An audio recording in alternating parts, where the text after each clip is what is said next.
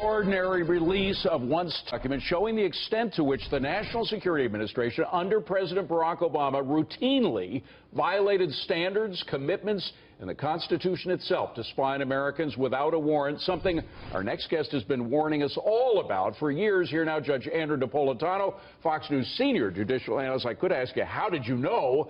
But specifically, what these top secret documents say is that 5 out of every 20 NSA internet searches actually violated safeguards the government was supposed to keep So the reason this is extraordinary is because this is one of the rare federal courts in the United States that meets in secret.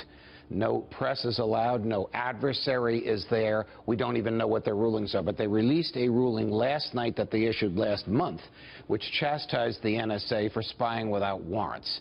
The NSA acknowledged that it violated federal law, but the problem is far worse than the court has acknowledged. Let's go back to the book itself. The Fourth Amendment of the Constitution specifically says no warrants shall issue but upon probable cause supported by oath or affirmation, and particularly describing the place to be searched and the persons or things to be seized. The FISA court, which you just mentioned, was supposed to be the instrument of that amendment. Instead, it's the enabler of the NSA. It doesn't issue warrants that particularly describe the place to be searched or the person or thing to be seized. It issues warrants for groups, like everybody in zip code 10036, which is where we are now. All customers of Verizon, which is 113 million people. And its warrants are not based on probable cause. It's based on governmental need. And we got a taste of what this means by the unmasking of General Flynn, because that was not a wiretap that was focused on General Flynn. It was a secondary or a tertiary. You're exactly right. It was the use of NSA-generated data